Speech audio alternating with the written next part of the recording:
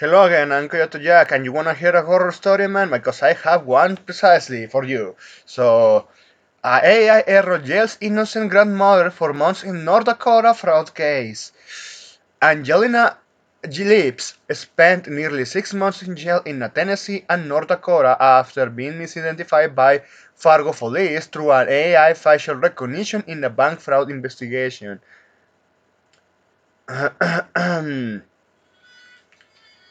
Yeah, what a shit show, man.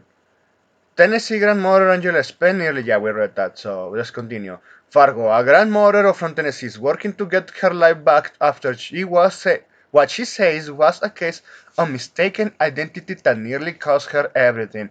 Angela Lips spent nearly 6 months in jail after Fargo police connected her to a bank fraud case in the metro. It's a crime she says she didn't commit. In fact, she says she's never been to North Dakota. And that's the worst part in all of this. Like, it, hey, I'm being arrested for a crime from a place I never been there, and all of that because the AI misidentified the the person that was the objective target, and that's my main issue with this fucking AI Skynet because that's what they're doing. So yeah, AI can actually identify people from with that facial recognition if it is already a implemented database. When it comes to criminal record, that should be always the case. That those databases should be open, and yeah, people can access to it to a certain degree. For considering, yeah, like sex offender for being the most notorious example. That's the one of the cases where I agree. But now, going back to this topic, we have seen like the push of AI recognition for this nonsense. That yeah, people that didn't commit a crime, but it kinda match. Oh yeah, this person looks exactly from this other database. Does that person has a criminal record? No, but this could be the first one. But are you sure? At least you did a proper investigation that if someone was there, but that wasn't the case. So look, Lips 50 is the mother of 3 grown children and has 5 grandchildren, spending nearly her entire life in north central Tennessee. The extent of her travels is limited to neighboring states. She has never been on an airplane in her life. Oh man, me neither.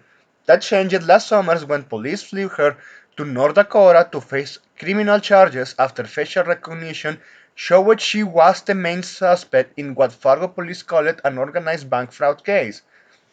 She said, "It was so scary.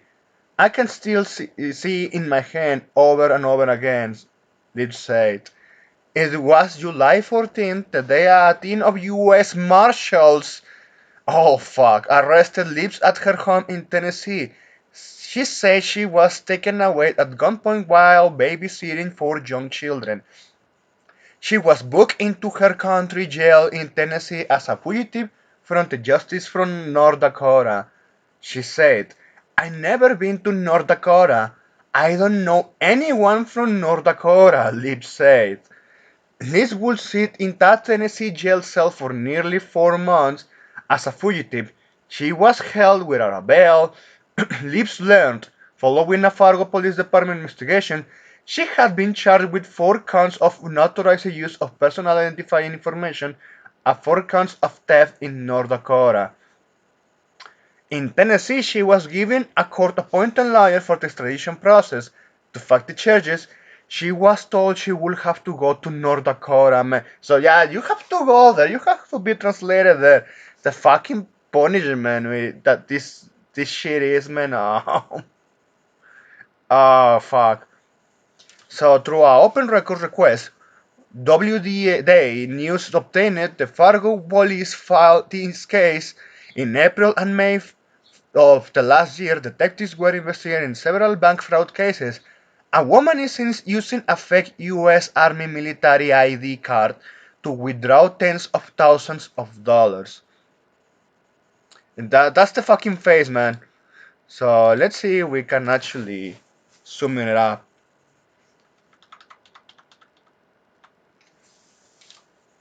Yeah, she has the look of a bitch, but if you look at that face, look again. So you see, this one is kind of young. Let's see if I can zoom it up better here. See, it looks young.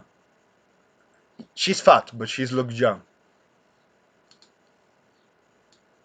And this is a grandma. And you're telling me that yeah, they're heavily relied on the AI for this case.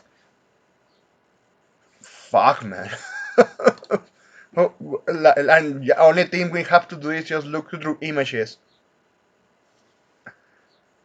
No, man. And honestly, yeah, we know this is this is one of the another case happening because of the AI bubble. And I mentioned this because part of what is stipulated between those military contracts in the US with those AI companies, including Nvidia and Palantir and many others, is because yeah they want to do a full Skynet, uh, and self-talk, full automated AI scan and spyware in general. Yeah, an eye of Sauron that can identify people, but look, and looking at all of this, man, like, are you sure Body is the correct person, man? Like, for real. Even, like, we just did the checkup here, even among those expressions, look, and even between her nose here, with the cheeks, is more pronounced because of the age. It's saggy, a little saggy. This one, not so much. But yeah, this is a fucking horror story, and I was looking through this post because Parent Nation reposted it, and someone linked the article here. Oh man, so yeah, look at this. This marks at least 9 documented U.S. case of wrongful arrest linking to facial recognition misidentification. Yeah, a law enforcement still requires to have people. Sure, the technology works fine to a certain degree, but also that technology can be faulty. And if you want to make this out of like misinterpreted data for to training the AI, yeah, you're going to get entire US arrested with this shit. Well, except the real life criminals, but that's it. Oh man, I hope that grandma sues and wins. Thanks for watching and please take care.